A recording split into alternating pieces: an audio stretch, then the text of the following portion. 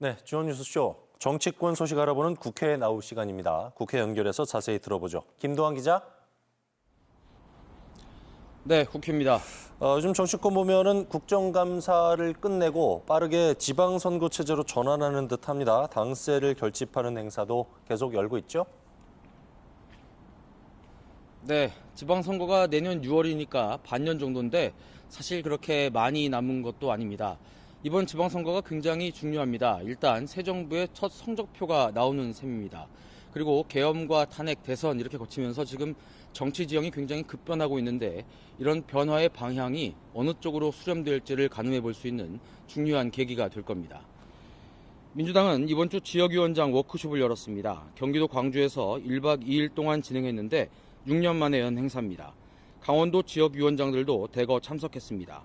강원도지사 여당 후보군으로 꼽히는 우상호 대통령실 정무수석도 참석했습니다. 민주당은 이재명 정부 성공과 지방선거 승리 결의문을 채택했습니다. 내년 지방선거를 압도적으로 승리해 무능하고 부패한 국민의힘 지방정부를 심판하겠다 이런 내용을 담았습니다. 워크숍 내내 강조된 건 이재명 정부의 성공이었습니다. 새 정부가 여러 개혁 드라이브를 걸고 있고 현재까지는 평가가 그렇게 나쁘지는 않기 때문에 여세를 몰아 지방선거까지 이긴다면 더 강력한 추진력을 얻을 수 있다는 판단입니다. 전 정권에서 망가뜨린 정부를 새 정부가 잘 살려놓고 있지 않느냐, 또 지방선거에서 다시 힘을 실어줘야 된다, 국민의힘은 내란 동조 정당이다, 지방정부를 맡겨서는 안 된다, 이런 큰 틀의 전략으로 접근하고 있습니다. 정청래 대표는 첫째도, 둘째도, 셋째도 이재명 정부의 성공이라고 말하면서 정부와 당, 대통령실이 원팀이라는 걸 강조했습니다. 아무래도 국민의힘 쪽이 조금 더 절실할 것 같긴 한데요. 계엄이나 탄핵 여파로 상당히 위축돼 있긴 한데 지방선거까지 밀리면 타격이 상당히 크지 않겠습니까? 네, 보통 선거 때가 되면 야당에서 심판론을 들고 나오는데 이번엔 여당인 민주당에서 국민의힘 심판론을 거론하고 있으니까 상황이 그렇게 녹록치만은 않습니다. 다만 국민의힘 내부에서는 변화가 감지되고 있고 또 구도를 볼 때 한번 해볼 만하지 않겠느냐 이런 전망에도 힘이 실리고 있습니다. 국민의힘은 어제 지도부와 소속 광역단체장이 당사에 모여서 지방선거 전략 회의를 열었습니다. 장동혁 대표는 검찰이 대장동 사건 항소 포기를 한 걸 예로 들면서 법 앞에 예외가 있다면 그건 독재자라고 말했습니다. 이재명 대통령을 직접 언급했습니다. 독재의 마지막 저지선이 내년 지방선거라고 강조했습니다.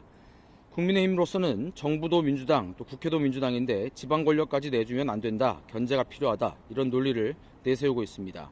물론 상황이 좋지는 않습니다만 지지세가 강한 TK와 강원도에서 승리하고 내처 수도권에서 승부를 걸면 이길 수 있다는 판단도 하고 있습니다. 강원도도 전략지역인 셈인데요. 어제 회의에는 김진태 도지사도 참석했습니다.